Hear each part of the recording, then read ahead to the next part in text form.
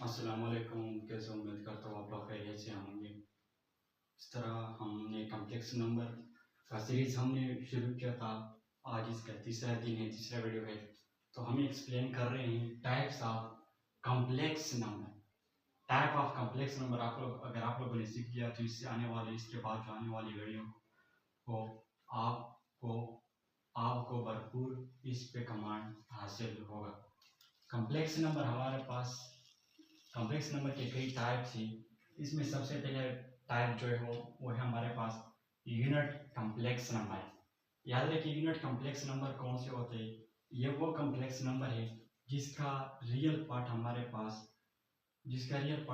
पास 1 हो और imaginary part हमारे पास 0 हो। तो इस तरह के नंबर को हम यूनिट कॉम्प्लेक्स नंबर कह देंगे। ये वो नंबर है यूनिट कॉम्प्लेक्स नंबर, ये वो नंबर है जिसका इमेजिनरी पार्ट हमारे पास 0 हो और रियल पार्ट हमारे पास 1 हो। याद रखिए हमारे पास इसका जो ऑर्डर पेयर फॉर्म होगा वो हमारे पास इसका ये होगा 1 एंड 0। और ये हम लिख सकते हैं as a complex number z is equal to 1 plus 0 iota. तो ये हमारे पास हो गया यूनिट कॉम्प्लेक्स नंबर। इसके बाद हमारे पास आता है इमेजिनरी यूनिट।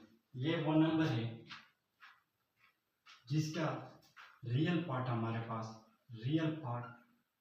इसका 0 होता है और इमेजिनरी पार्ट हमारे पास 1 के बराबर होता है। ये नंबर जो है इसको हम इमेजिनरी यूनिट कह देंगे जिसका रियल पार्ट हमारे पास 0 हो और इमेजिनरी पार्ट 1 हो। यानी इसका ऑर्डर पेयर जो है वो इस तरह है 0 एंड 1। और वे हम लिख सकते हैं z is equal to 0 plus iota. यानी यहाँ पे मैंने जो ऑर्डर पेयर में लिख दिया 1 लिख दिया है। यहाँ पे इसका मतलब ये है कि आयोटा की कोफिशिएंट हमारे पास 1 है। याद रखिए यहाँ हमारे पास यूनिट इमेजिनरी यूनिट नहीं है। टू आयोटा हमारे पास इमेजिनरी यूनिट नहीं है क्योंकि इसका कोफिशिएंट हमारे पास 1 नहीं है, 2 है।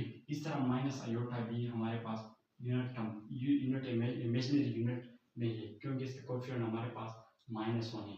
तो इमेजिनरी यूनिट कौन सा होगा जिसका आयोटा का कोफिशिएंट सिर्फ 1 होना चाहिए और रियल पार्ट हमारे पास 0 के बराबर होना चाहिए।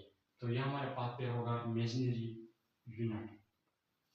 फिर इसके बाद हमारे पास आता है जीरो कॉम्प्लेक्स नंबर।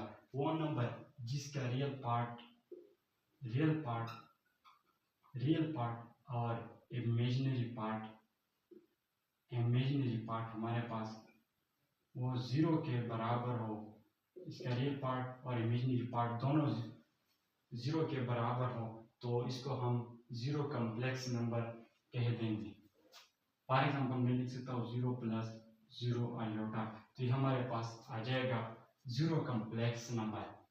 फिर इसके बाद हमारे पास आता है प्योर इमेजिनरी। वो नंबर जिसका रियल पार्ट जिसका 0 हो और इमेजिनरी पार्ट हमारे पास 0 ना हो, नॉट इक्वल टू 0। इस तरह नंबर को हम प्योर इमेजिनरी कह देंगे। फॉर एग्जाम्पल मैंने लिख दिया 0 प्लस 6 आयोटा, 0 प्लस 5 आयोटा। इस तरह आप लिख सकते हैं, जो भी कुछ भी आप लिख सकते हैं, लेकिन इसके साथ आयोटा होगा। इसका रियल पार्ट हमारे पास 0 के बराबर आ जाएगा और इसका इमेजिनरी पार्ट हमारे पास 0 के बराबर ना जाएगा। तो इस नंबर को हम प्योर इमेजिनरी कह देंगे। इसके बाद हमारे पास 5 वाला जो टाइप है वो हमारे पास है इक्वल कॉम्प्लेक्स नंबर।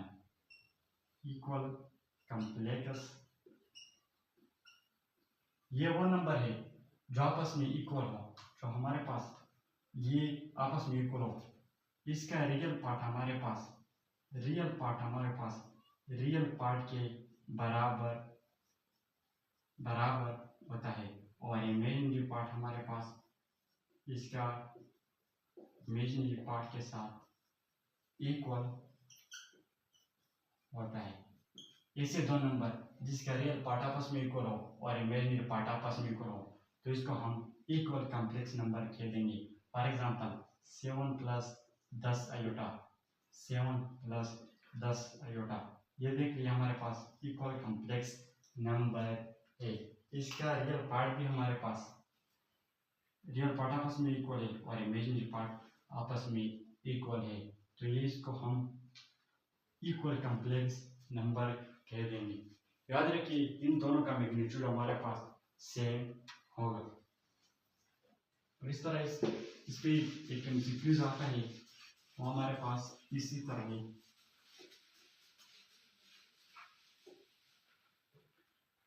इस तरह हमारे पास आता है कि सब्ट्रैक्शन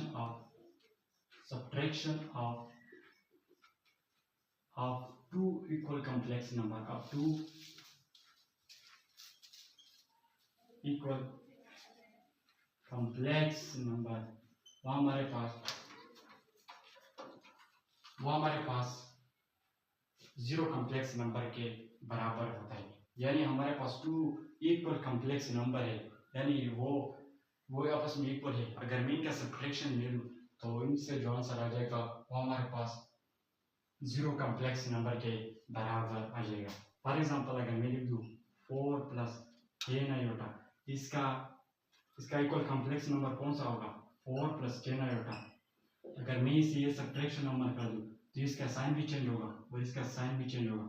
ये अगर मैं क्रॉस कर दे दूँ तो 0 प्लस 0 आयोटा आ जाएगा। और इसको हमने क्या कहा था? हमने इसको जीरो कॉम्प्लेक्स नंबर कहा था। याद रखिए, या बतौर एमसीक्यू याद रखिए कि the subtraction of two equal complex number of हमेशा हमारे पास इसका जो आंसर आता है वो हमारे पास जीरो कॉम्प्लेक्स नंबर आ जाता है। फॉर एग्जांपल दूसरा एमसीक्यू याद रखिए।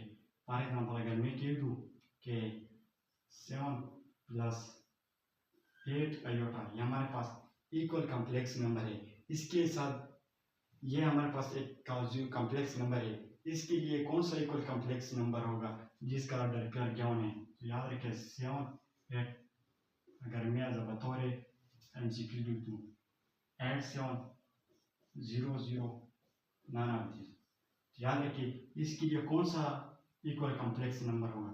याद रखिए हमारे पास ये वाला आंसर ठीक होगा, क्योंकि इसका रियल पार्ट के साथ और इमेजिनरी पार्ट के साथ इक्वल होगा। यह था हमारे पास आज का video.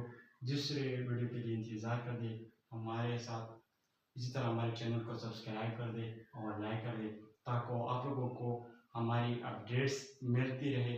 Thank you very much for watching.